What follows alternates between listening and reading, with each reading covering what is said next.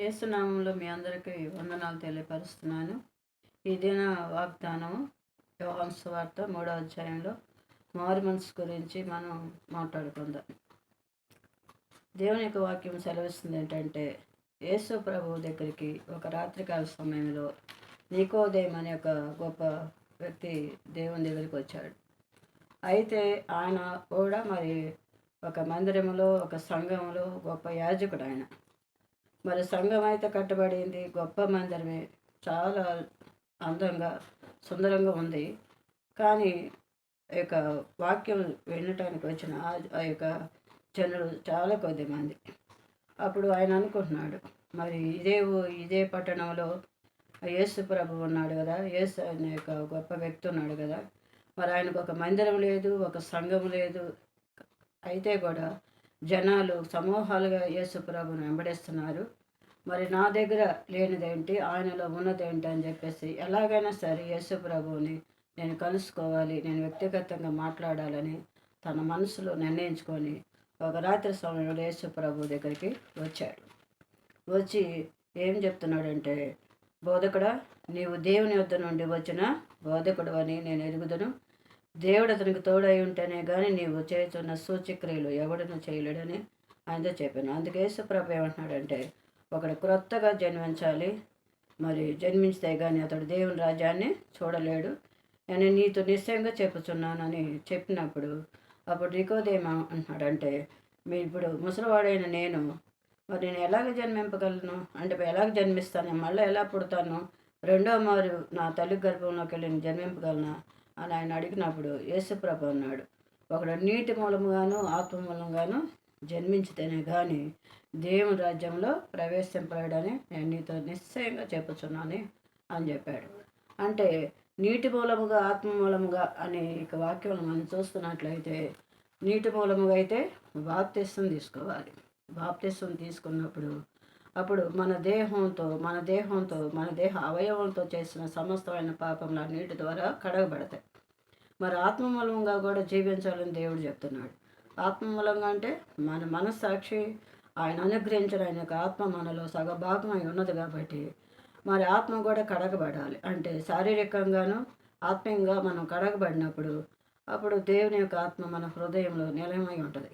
తర్వాత ఆయన చెప్తున్నాడు, ఒక నీటి మూలముగానే కాదు, ఆత్మ మూలంగా అంతకంటే కాదు, అగ్ని అనేది ఏమంటే మన పాపాలు కాల్చబడాలి. మన పాపములు అవి కాలిపోతే మనం చాలా సువర్ణంగా అంటే శుద్ధంగా పరిపూర్ణమైన బిడ్డ లెక్కల్లోకి మనం వస్తాం. అందుకని ఇక్కడ 3 బాప్తిస్తాలు ఉన్నట్లుగా ఉన్నది. ఏంటంటే నీటి బాప్తిస్తము, ఆత్మ బాప్తిస్తము, అగ్ని బాప్తిస్తం. చాలామంది ఏమనుకుంటున్నారంటే, యేసు ప్రభువుని సరిగ్గా అంటే బాగా ఆలోచించి అంటే దేవునికి వాక్యానుసారంగా విని ఆలకించి హృదయంలో భద్రపరుచుకొని మరి దేవునిలో నేను నిలబడగలను, స్థిరంగా ఉంటాను, స్థిరంగా నేను దేవునిలో మరి ఆయన సంగతులను గ్రహించుకొని నా హృదయంలో భద్రపరుచుకొని నేను ఆ రీతిగా యేసు ప్రభు బిడ్డగా జీవిస్తాను అనుకున్న వాళ్ళు అయితేనే మరి ఆ 3 బాప్తిస్తాల్లోకి నిలబడి స్థిరపరచబడతారు. అయితే చాలామంది ఎట్లాగుంటున్నారంటే, మరి బాప్టిస్తం అయితే తీసుకుంటున్నారు, ఆత్మ మూలంగా జీవించట్లేదు, పాపాలు కాల్చబడటానికి అగ్ని బాప్తిస్తం కూడా లేదు. ఈ 2 బాప్తిస్తాలు వాళ్ళు చాలా మరి దూరం అయిపోతున్నారు. కాబట్టి వీళ్ళందరూ ఏమనుకుంటున్నారంటే, రక్షించబడ్డ ప్రతి బిడ్డ కూడా నేను పరలోకానికి వెళ్ళిపోతానని అనుకుంటున్నారు వాళ్ళు. కానీ పరలోకానికి వెళ్ళడానికి దేవుడు నీకు ఒక గొప్ప రూఢి అయిన గొప్ప నిఘంటు అనేది నీకు దేవుడు ఇవ్వలేదు. అయితే మనం ఎట్లాగనుకుంటున్నామంటే, మనం రక్షించబడ్డాము, యేసు ప్రభువులో ఉన్నాము, నిలకడగా ఉన్నామా, అస్థిరంగా ఉన్నామా, స్థిరంగా లేమా అనేది మనం ఆలోచన చేస్తే, రక్షించబడ్డ ప్రతి వ్యక్తి కూడా మారు మనసు పొందాలి. ఆ మారు మనసు ఏ రీతికి వస్తుందంటే, ఒకప్పుడు మన జీవితం అంతా పాపంతోనూ మరి చాలా విధమైన చాలా భయంకరమైన రోతతోనూ ఆ యొక్క అసహ్యమైన కార్యాలు చాలా దేవునికి వ్యతిరేకమైన పనులు చేస్తున్నాం కాబట్టి అవన్నీ సమస్య పోవాలి. అవన్నీ మళ్ళీ వాటన్నిటికి మనం దూరం అయిపోయి కొత్త మనసు కలిగి, నూతనమైన మనసు కలిగి, కడగబడిన హృదయం కలిగి ఉన్నప్పుడు దేవుని యొక్క ఆత్మ మనలో నివసించడానికి ఆయన త్వరపడి మన హృదయంలోకి వస్తాడు. ఎప్పుడైతే ఆయన ఆత్మ మన హృదయంలోకి వచ్చినట్లుగా మనం ఎరుగుతామో అప్పుడు బైబిల్ చదవాలి, ప్రార్థన చేయాలి అని ఒక గొప్ప ఆరాటము, అసలు ఎప్పుడెప్పుడు ప్రార్థన చేయాలి, ఎక్కడెక్కడికి వెళ్ళాలి, ఏమి నేర్చుకోవాలనే ఒక ఆతృత, ఎగ్జైట్‌మెంట్ అనేది మనకి కలుగుద్ది. అప్పుడు అప్పుడు ఏమనుకుంటారు, అమ్మ నేను దేవునిలో ఉండిపోయాను, నాకు ఎప్పుడు మరణం వచ్చినా కూడా నేను పరలోక రాజ్యానికి వెళ్ళగలను అనే ఒక ఇది అనుకుంటున్నారు. కానీ యేసుప్రభు ఏమంటున్నాడంటే, ఆయన ఆజ్ఞలు, దేవుడు ద్వితీయోపదేశకాండంలో ఆజ్ఞలు ఇచ్చాడు 5వ అధ్యాయంలో. కాబట్టి ఆ ఆజ్ఞలన్నీ కూడా మనం కలిగి ఉండాలి అంటున్నాడు. ఆజ్ఞలు ఏది తప్పిపోయినా కూడా పరలోక రాజ్యానికి మనం చాలా దూరస్థలంగా ఉంటాం, దేవుని యొక్క వాక్యం సెలవిస్తుంది. ఎందుకు అంటే మరి నీటి మూలముగా ఆత్మ మూలంగానే దేవుడు చెప్పాడంటే, మరి మనం చేసిన పాపాలు ఎట్లాంటివి అంటే మన స్వతహాగా మనం చేయలే, తల్లిదండ్రులు చేసిన పాప దోషాలు, వాళ్ళు చేసిన అతిక్రమలు, వాళ్ళు చేసిన భయంకరమైన పనులు, మరి వాళ్ళు ఒప్పుకోకుండా విడిచిపెట్టకుండా వాళ్ళ ఇష్టానుసారమైన జీవితం జీవించినప్పుడు, వాళ్ళకి బిడ్డలు కలిగినప్పుడు ఆ బిడ్డల మీదకి మేము చేసిన పాపాలు దోషాలు వాళ్ళ మీద ఉంటాయి. మేము ఈ రీతిగా బ్రతికాము, నా బిడ్డలు ఆ రీతిగా బ్రతకడానికి వీలేదు, ఆ బిడ్డలు అలాంటి శ్రమలు పొందటానికి వీలేదు. కాబట్టి నూతనంగా జన్మించి బిడ్డలు మంచి జీవితం జీవించాలి అంటే తల్లిదండ్రులైన మనం బిడ్డలు ఈ విషయంలో చాలా జాగ్రత్తగా ఉండాలి. అంటే మారు మనసు పొంది ఉన్న తల్లిదండ్రులు అయితే బిడ్డలను చక్కటి మంచి మార్గంలోకి పెంచగలుగుతారు. వాళ్ళు మంచి బిడ్డలుగా మరి ఆశీర్వదించబడతారు. అందుకని ఆయన చెప్పినప్పుడు ఏమన్నాడంటే, దేవుని వాక్యం సెలవిస్తుంది ఏంటంటే, మరి యేసు ప్రభు ఏమన్నాడంటే, మరి ఆశ్చర్యపడాల్సిన పని ఏం లేదు. ఎందుకంటే ఎవరైతే మనసు మార్చుకొని నూతన పరుచుకొని ఈ రీతిగా ఉంటారో అప్పుడు దేవుని యొక్క పరిచర్య చాలా అద్భుతమైన రీతిగా నడిపించబడటానికి ఆత్మ మనకు సహాయకుడిగా ఉంటాడు. ఆయన చెప్తున్నాడు ఏమనంటే, ఇంకో దేవుడు మరి ఈ లోకాన్ని ప్రేమించాడు. లోకంలో పాపులు ఉన్నారు, మరి పాపం లేని వాడు ఉన్నారు, నీతిమంతులు ఉన్నారు, అనీతిమంతులు ఉన్నారు. అయితే కూడా దేవుడు మరి ప్రేమించాడు. ఎట్లా ప్రేమించాడంటే, యోహాను సువార్త 3వ అధ్యాయం 16వ వచనంలో మనం వెళ్ళినట్లయితే, కాగా ఆయన తన అద్వితీయ కుమారునిగా పుట్టిన వాని యందు విశ్వాసం ఉంచు ప్రతివాడును మరి నశింపుగా నిత్య జీవం పొందినట్లుగా ఆయనను అనుగ్రహించను. యేసు ప్రభువుని తండ్రి అయిన యెహోవా దేవుడు యేసు ప్రభుని కుమారుడిగా మనకు అనుగ్రహించాడు. ఆయన రావటం వలన ఈ లోకానికి ఆయన యొక్క పరిశుద్ధ రక్తము మన కొరకు చిందించబడట వలన మనం రక్షణలోకి వచ్చాము. మరి యేసు ప్రభు ఇక్కడికి వచ్చి మనకి ఎంతగానో పరిచర్య చేసి మరి ఎంతో ప్రేమించి మన యొక్క జీవితాలు ఎంతో అద్భుతంగా ఉండాలని, ఎలాంటి శ్రమలకు లోనవ్వకుండా, ఇబ్బందులు పడకుండా, శ్రమ పడకుండా ఆయనలో మనం ఉండాలి అంటే ఇంకా లోక సంబంధమైన ఏవి మనలో కూడా ఉండటానికి వీల్లేదు అని చెప్తున్నాడు దేవుడు. అస్సలు వీల్లేదు. ఎందుకంటే రక్షింపబడ్డ ప్రతి వ్యక్తి కూడా యేసు ప్రభువులో శక్తివంతమైన బిడ్డలుగా ఉంటారు. అందుకని ఈ లోకపు స్నేహం దేవునికి వైరం అన్నాడు. దేవునితో స్నేహం చేస్తే దేవుడు మనల్ని స్నేహిస్తాడు. అంటే మనతో ఒక స్నేహితుడిగా ఉంటాడు, ఆయన మనకు దేవుడిగా ఉంటాడు, మనకు ఆయన కర్తగా ఉంటాడు. అందుకని ఆయన ఏం చెప్తున్నాడంటే, మరి అపోస్తలుల కార్యాలు 2వ అధ్యాయం 38వ వచనంలో మనం చూస్తున్నట్లయితే ఒక మాట దేవుడు పేతురు, యేసు ప్రభు యొక్క శిష్యులకు పేతురు అనే ఒక వ్యక్తి ఉన్నాడు. ఆయన ఏం చెప్పాడు, మీరు మారు మనసు పొంది పాపక్షమాపణ నిమిత్తము ప్రతివాడు యేసుక్రీస్తు నామమ బాప్తిస్తం పొందుడి, అప్పుడు మీరు పరిశుద్ధాత్మ యొక్క వరాన్ని పొందుతారు. ఈయన కూడా మారు మనసు గురించి చెప్పడానికే పేతురు వచ్చాడు. యేసు ప్రభు కూడా నికోదేముతో అదే చెప్తున్నాడు.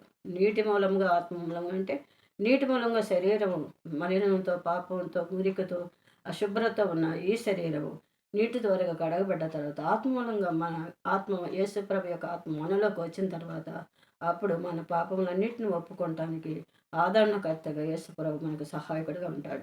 ఇదే మాటని పేతురు కూడా ఏం చెప్తున్నాడంటే, మీరు మారు మనసు పొందండి, పాప క్షమాపణ నిమిత్తం మీరు బాప్తిసం పొందండి, బాప్తిసం పొందిన వెంటనే మీరు పరిశుద్ధాత్మని యొక్క వరాన్ని పొందుతారు. ఈ యొక్క వరము మీకును మీ సమీపిస్తున్న అందరికీ ఈ వాగ్దానం మీకు జరుగుటం అనేది దేవుని యొక్క చిత్తం అవుద్దని దేవుడు చెప్పాడు. ఆ పేతురు ద్వారాగా ఆత్మ మాట్లాడాడు. కాబట్టి మనం యేసు ప్రభువులో ఎంత విశ్వాస సహితమైన బిడ్డలుగా ఉండాలి అని అంటే, ఆయన గొప్ప దేవుడిగా మన మధ్య సంచరిస్తున్నాడు. మనం అనుకుంటాం ఏమనంటే దేవుడు ఏం చూడట్లేదు, మరి ఆయన మనం గ్రహించుకోవట్లేదు, ఏం పర్వాలేదు. ఎందుకంటే మనం బై బర్త్ మన యొక్క ఏంటి తాతలు, ముత్తాతలు, అమ్మమ్మలు, నాయనమ్మలు వీళ్ళందరూ కూడా మరి క్రిస్టియానిటీ అంటే క్రైస్తవులుగా ఉన్నారు వాళ్ళు. వాళ్ళలోంచి మనం వచ్చాము కాబట్టి ఇంక వాళ్ళు క్రైస్తవులుగా ఉన్నారు. మేము క్రిస్టియన్స్‌మే. మేము చిన్నప్పటి నుంచి మేము క్రైస్తవత్వం కలిగి ఉన్నాం అనుకుంటాం గానీ, ఇప్పుడు ఈ దినాల్లో చూస్తున్నట్లయితే ఎంతోమంది అన్యులు యేసు ప్రభు యొక్క వాక్యం ఎక్కడ పడితే అక్కడ వెదజల్లబడుతుంది కాబట్టి వింటున్నారు, ఆలకిస్తున్నారు. అమ్మో! యేసు ప్రభు ద్వారా ఎంత గొప్ప అద్భుతమైన కార్యాలున్నాయి. నేను రక్షించబడాలనే యొక్క తపన, ఆ యొక్క తృష్ణ అనేది వాళ్ళ హృదయాల్లో కలుగుతుంది. వెంటనే వాళ్ళు రక్షించబడుతున్నారు. అందుకని దేవుడు ఏమంటున్నాడంటే, ఇశ్రాయేలీయులు మరి ఆ యొక్క ఐగుప్తు కింద, ఫరో కింద ఎన్ని సంవత్సరాలు వాళ్ళు శ్రమలు, దాసత్వం చేసి ఎన్నో శ్రమలు పొందారు. మరి ఆ పొందిన వ్యక్తుల్లో మరి యాకోబు కూడా ఉన్నాడు కాబట్టి, యాకోబు ఒక రాత్రి కాలం యేసు ప్రభులో మరి ప్రార్థన చేయాలని ఆయన ఎంతగానో గోజాడుతూ ప్రార్థన చేసినప్పుడు, అప్పుడు దేవుడు ఏం చెప్పాడంటే, యాకోబు నువ్వు నా యొక్క కాళ్ళు పట్టుకున్నావు, వదులు, నేను వెళ్ళిపోవాలి అని అంటే, కాదు ప్రభా నీవు నన్ను ఆశీర్వదించాలి, నన్ను దీవించాలి, నా పాపాలు క్షమించాలి, నన్ను ఒక మంచి బిడ్డగా నన్ను చెయ్యాలి ప్రభా, నేను ఈ రీతిగా అయితే ఇంటికి వెళ్ళలేను ప్రభా, నువ్వు ఆశీర్వదించాలి, నువ్వు దీవించాలి అని అన్నప్పుడు వెంటనే ఇక లాభం లేదని చెప్పేసి నరం మీద దేవుడు ఒక్క దెబ్బ కొట్టాడు. అన్నాడు ఏమనంటే, ఇప్పుడు నీ పేరు యాకోబు కదా, అయితే ఇక నుంచి నీ పేరు యాకోబు అనబడదు, నీవు కూడా ఇశ్రాయేలీయుడివే అన్నాడు. మరి ఇశ్రాయేలీయులు అన్ని సంవత్సరాలు బానిసత్వం ఫరో కింద అన్ని శ్రమలు, వేదనలు, కష్టాలు అనుభవించారు. అలాంటి శ్రమలు, వేదనలు, ఆ యొక్క అగ్ని వంటి మహాశ్రమలు యాకోబు అయితే పొందలేదు కానీ, మరి ఆ అంత మంచి బిరుదు యాకోబుకి దేవుడు ఇశ్రాయేలీయుడివే అన్నాడు. కాబట్టి నీవు నేను కూడా యేసు ప్రభువులో ఉన్నప్పుడు ఒకప్పుడు మనం పొందిన శ్రమలు, కష్టాలు అవి చాలా చిన్నవి. కానీ మనకంటే ముందు ఉన్నవాళ్ళు ఎన్నో శ్రమలు, బాధలు, కష్టాలు, ఇరుకులు, ఇబ్బందులు పొంది కూడా దేవుని మహింపరుస్తూ ఆయన రాజ్యంలో చాలామంది ప్రవేశించారు. ఇప్పటికీ కూడా దేవుని యొక్క పరిచర్యలో ఉంటూ ఎన్నో శ్రమలు అనుభవిస్తూ ఆ శ్రమల్లో గుండా ప్రయాణిస్తున్నారు కాబట్టి దేవుడు వాళ్ళకును మనకును కూడా తోడుగా ఉన్నాడు, నడిపిస్తున్నాడు. కాబట్టి ఈ శ్రమలు అనేది, ఈ కష్టాలు, ఈ ఇరుకులు, ఇబ్బందులు, నష్టాలు, అస్వస్థలు, అనారోగ్యం అనేకమైన మన జీవితంలో సంభవిస్తున్నప్పుడు మనం ఎలాగా కూడా అధైర్యపడకుండా ఆయనలో మనం ఉన్నాం కాబట్టి ఎవరో వచ్చి అన్నిటిని కూడా తీసివేయలేరు. కానీ నువ్వు నమ్ముకుని నీ దేవుడు వీటన్నిటిని తీసివేయగలడు అని నువ్వు గట్టిగా నమ్మకంతో ఉన్నప్పుడు దేవుడు వాటన్నిటిని కూడా ఆ సమయం వచ్చినప్పుడు ఆ పరిస్థితులన్నిటి నుంచి నేను విడిపించి గొప్ప స్థితిలోకి దేవుడు నిన్ను నడిపిస్తాడు. అందుకని నువ్వు ఇతరులను నమ్మటం కాదు కానీ ముందు నిన్ను నీవుగా నమ్ముకోవాలి. నీ మీద నీకు నమ్మకం ఉండాలి. నీ మీద నీకు ఎప్పుడైతే నమ్మకం బాగా విశ్వాసం కలుగుద్దో, బలపడుద్దో, అప్పుడు నీ ప్రతి అవసరతను కూడా, ప్రతి విధమైన శ్రమ అంతటిని నుంచి కూడా దేవుడిని విడిపించి గొప్ప స్థితిలోకి, గొప్ప పరిస్థితుల్లోకి దేవుడు నిన్ను దీవించి ఆశీర్వదిస్తాడు. కాబట్టి దేవుడు ఈ దిన వాగ్దానాన్ని ఈ రీతిగా ఇచ్చిన ఈ రిఫరెన్స్తో పాటు ఈ దినం మనకు అందించిన ఈ వాక్యాన్ని దేవుడు ఆశీర్వదించి మహిమ పొందునుగాక. ఆమేన్.